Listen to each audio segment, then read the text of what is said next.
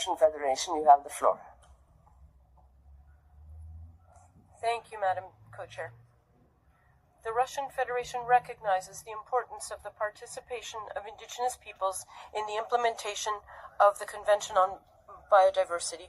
We welcome the recommendation of the 24th session of the Permanent Forum of the UN on Indigenous Issues to involve representatives and organizations of indigenous peoples in the creation of a subsidiary body on Article 8J and other provisions of the Convention related to indigenous peoples. However, we must note a number of negative trends in the Permanent Forum's work, and this should not be transmitted as a problem to the subsidiary body.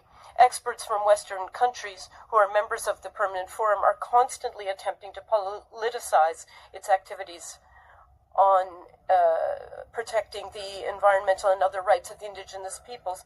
We insist on an end to the politicization of issues, as these issues are not within its mandate, recommendations in the field of peace and security being not within its mandate. We consider it unacceptable information and exploit the issue of quote-unquote violations of the rights of indigenous peoples as a pretext for interfering in the internal affairs of other sovereign states and encourage separatist sentiments.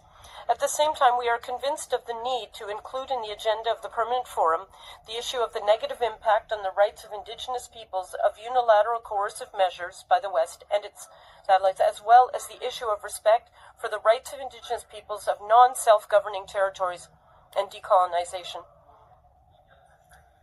We are perplexed by the situation where representatives of Russian indigenous peoples organizations find themselves without real representation.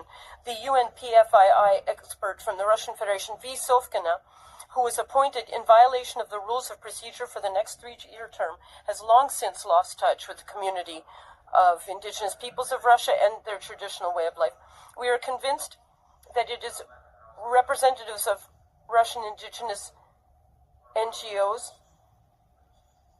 that hold consultative status and have experience working with UN organizations should be working in the subsidiary body. We believe it should be mandatory for NGOs to have government registration and valid national legal status.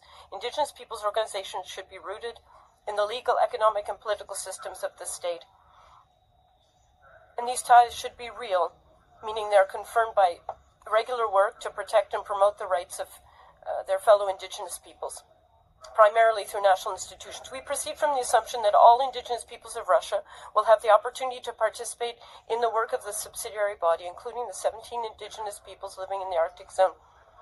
Discrimination against them is unacceptable. Regarding the overall classification of regions, including the principles for the nomination of Friends of the Bureau, we consider it important to use the classification based on 5 UN regions established in the CBD system. In view of the above, we consider it unacceptable to extend the existing practice to the procedure for selecting members of the subsidiary body. Thank you.